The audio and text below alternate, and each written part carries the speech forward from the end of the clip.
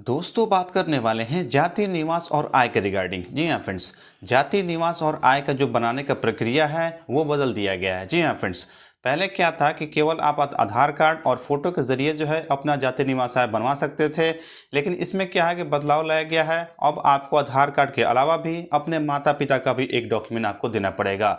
चाहे आपकी ज़मीन का रसीद हो गया, खतियान हो गया, ration card, voter I D card, ये तमाम आपको इसमें मिल जाता है डॉक्यूमेंट। इसके अलावा आपको अपलोड करने का तो नया तरीका क्या है, कौन कौन सा डॉक्यूमेंट दे करके जो है सबसे आसान प्रक्रिया से कैसे आप अपना नए सिरे से जाति निवास बनवा सकते हैं, कंप्लीट जानकारी आपको स्टेप बाय स्टेप इस वीडियो में देने वाले हैं। तो चलिए ले चलते हैं आपको कंप्यूटर के स्क्रीन पर और दिखाते हैं नया अपडेट्स।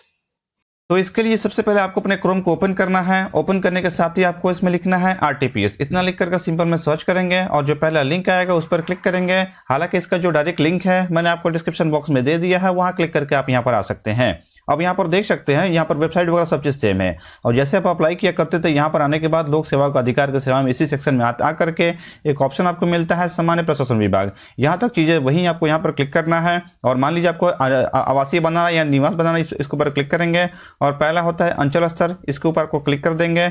और क्लिक करने के साथ यहाँ तक चीजें सेम है। इसके अलावा अब यहाँ पर देखेंगे जो आपके सामने फॉर्म ओपन होता था वो फॉर्म भी यहाँ पर आपको यहाँ पर सेम ही मिलेगा। यहाँ पर देख सकते हैं, यहाँ तक आपको चीजें सेम मिलेंगी। तो आप कहेंगे कि इसमें बदलाव क्या लाया गया है, तो आप नीचे आएंगे ना, हाँ यहाँ तक आप देख सकते हैं सब चीज यहाँ पर सेम रहेगा। लेकिन इसमें जो है आवास प्रमाण पत्र के साक्ष्य हेतु अभिलेख चुने। अब यहाँ पर डॉक्यूमेंट जो आपको देना पड़ता था, पहले क्या था कि केवल आप अपने आधार कार्ड के जरिए ही अपना निवास प्रमाण पत्र बनवा सकते थे।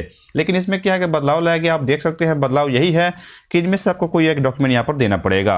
अब आप देख सकते हैं कुछ इसमें डॉक्यूमेंट बोला है कि आपको यहाँ इसमें देख लेना है, उसके बाद ही इन चीजों को आप अप्लाई कर सकते हैं। तो यहाँ पर बोला गया है कि आवास प्रमाण पत्र के साक्ष्य हेतु आवेदक आवेदिका के माता पिता पूर्वज का निम्नांकित अभिलेख समुचित माने जाएंगे। मतलब ये है कि जो लोग इसमें अप्लाई करेंगे, निवास बनवाएंगे, उनके जो माता पिता या फिर पूर्वज का कोई डॉक्यूमेंट होगा वो यहाँ पर देना पड़ेगा।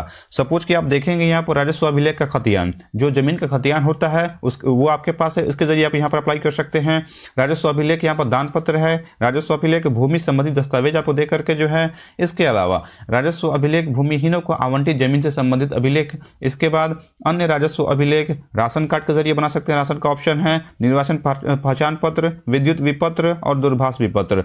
तो यहाँ पर देख सकते हैं, यहाँ पर इन चीजों को इनमें से कोई एक डॉक्यूमेंट आपके पास होना चाहिए यदि आप नए सिरे से अपना निवास प्रमाण पत्र बनवाना चाहते हैं।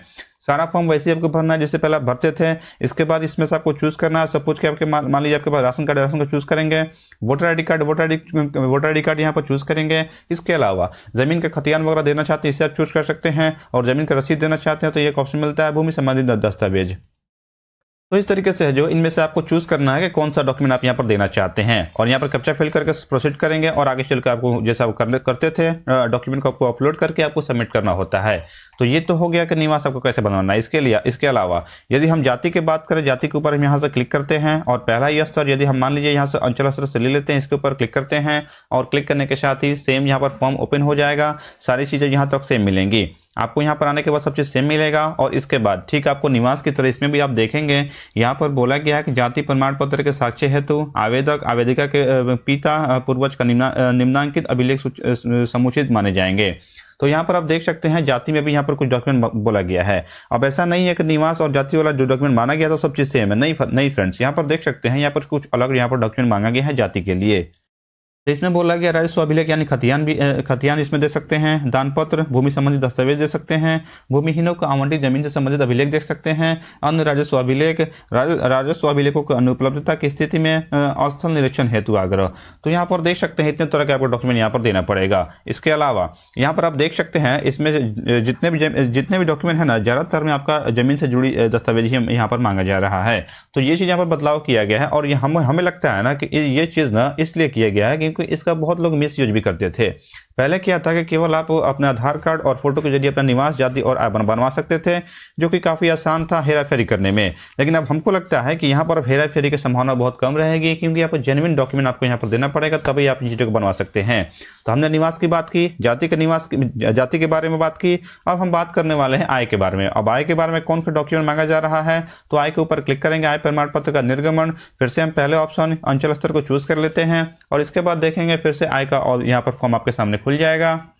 इसके बाद यहाँ पर आने के बाद यहाँ चौक चीज़ें से आपको सेम मिलेंगी और यहाँ पर देखेंगे ठीक आपको पहले की तरह आय प्रमाण पत्र के साक्ष्य हेतु आवेदक आवेदिका के माता पिता का निम्नांकित अभिलेख समुचित माने जाएंगे।